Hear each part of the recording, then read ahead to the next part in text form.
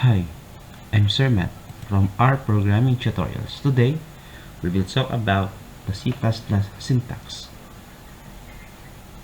The C++ syntax. Okay. Ito yung ginagamit natin inside the IDE on how the C++ program builds. Kung paano ito nabubuo. Okay, meron tayong certain syntax or mga syntax na ginagamit sa C++. Okay, syntax C++. So let's break out the following code and understand it better. Example, we have the code hashtag or pound sign include IOStream using namespace. But anyway, now in the next slide we will discuss every lines sa ating codes. But for now, this is our code. We will try to create a short demonstration regarding sa video natin. I mean sa presentation about the syntax, paano ito ginagamit using the IDE. Alright, so if you see, we have the first line, the include IOStream using namespace int main curly bracket. Actually, ang tawag ko dyan is curly braces. And the cout, and the message inside is the hello world and return 0. So kanya-kanyang line meron gamit yan. Alright, so let us try to look this simple demonstration about this code.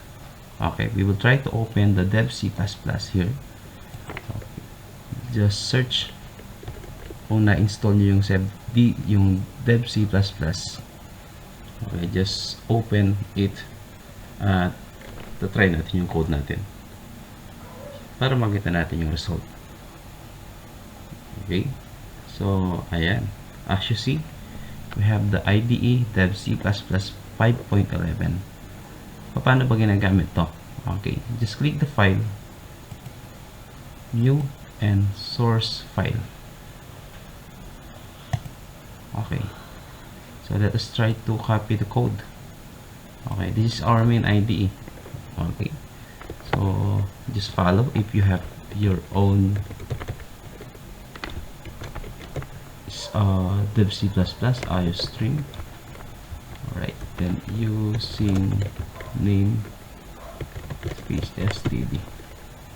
Okay, semicolon int main parenthesis and the curly bracket.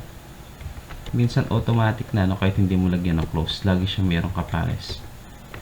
Okay, the cout, and kung ano yung gusto mong ilagay doon sa loob, hello world, pinakasikat na hello world.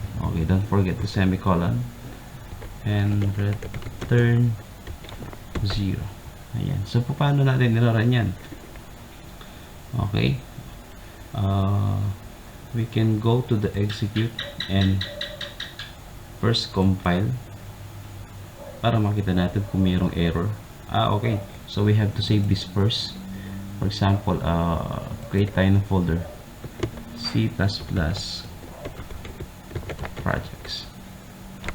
Okay, then palitan natin ang pangalan to na my first program. Okay, then save. Ayan, so dito sa part na to makikita natin na mayroon tayong error. Ayan, yan, so may typographical ako, that is IOStream. Okay, compile or by pressing F9. Okay, tignan natin kung may error pa. Alright, so as we see, there is no error. Okay, successfully compiled. Now, we will try to run para makita natin ano yung result. Ayan, error 0. Alright, then execute, then run by pressing F10. Okay, this is actually the output. Okay, ayan na sa taas, hello world. Now, if you want to change the output, just palitan mo na ito nasa loob ng double quote. For example, Juan de la Cruz. Okay, don't forget compile, then We will wait until until the results, compilation results shows. Then press run. Right, so this is actually the output. 1 De La Cruz. Ibig sabihin, kung ano man na nilalagay nating message or text dito sa loob ng double quote sa C outline, nagkakaroon tayo ng ayun ang lalabas sa output. Okay, let us explain line by line kung ano yung gamit nila. Okay, so balik tayo dito. We have actually nag-prepare ako ng isang isang presentation which is talking about the lines. Okay, so halimbawa meron tayong code dito. Pause ko muna, okay, para mas malaki. Okay, so line 1, this is the line numbers. As you can see, we have the line number 1. Okay, the hashtag or pound sign include IOStream is header file library. So ibig sabihin, required ito. This is a header file library. Okay, kung ano man ang nilalagay natin sa loob na dito, connected siya. That let us work within input and output. So ibig sabihin, without the IOStream, we cannot use the cout. Kasi ito yung output natin such as cout, ayun, use in line 5. Actually, ano lang siya, no? Yung iba kasing ganitong ginagawa. Okay, kaya nag line 5. Pero dahil gusto ko maging ano siya, mas madaling maintindihan, in-enter ko na lang. Header files added functionality to C++. Okay, so ibig sabihin talagang kailangan siya. Line 2, using namespace std means that we can use names for objects and variables from standard library. Okay, so nasa ano pa naman yan sa mga susunod, no? Bakit gumagamit ng using namespace. And line 3, a blank line. This is a blank line. Okay, C++ ignores white space. Ibig sabihin, yan, kung maraming enter yan, maraming line, ibig sabihin, wala lang. It ignores. But we use it to make code more readable. Okay, para ano siya, mas magandang basahin. Okay, line 4, another thing that always appear in C++ is the int main. Okay, bakit kailangan may int main? Okay, this is called a function. Any code inside the curly brackets will be executed. Ibig sabihin, this is actually important. Hindi pwedeng mawala. Okay, that is our function. Okay, paano kung tinanggal natin? Try nga natin. Compile. Try natin Okay, may error tayo, di ba? So balik natin. Talagang kailangan siya. Okay, number 5, we have the cout, pronounced as cout. It's an object used together with the insertion operator, that is yung nakikita natin sa screen, no? That's the cout, as in na ganyan talaga siya. Ito yung way na mag-output tayo or magsisend ng message doon sa ating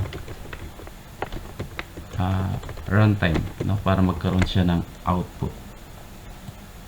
And the line 6 return 0, ibig sabihin naman ends the main function, no? Wala na siyang kasunod. And number 7, do not forget to close the curly bracket. Minsan kasi nakakalimutan to, and that is an error. Okay, kaya pag nagko-code ako, ginagawa ko, kino-close ko na kagad para meron na siyang kapares. Okay, so next slide. Yan, so omitting namespace. Why we are using a namespace? Bakit kaya? Okay, you might see C++ programs without standard namespace. Okay, actually, it's up to you if you want to include the namespace standard library or not. There's no problem with that. Halimbawa, itong code natin nandito, walang problema. Okay, yeah, that's it. So if you learned today, please subscribe sa ating channel for more videos and tutorials.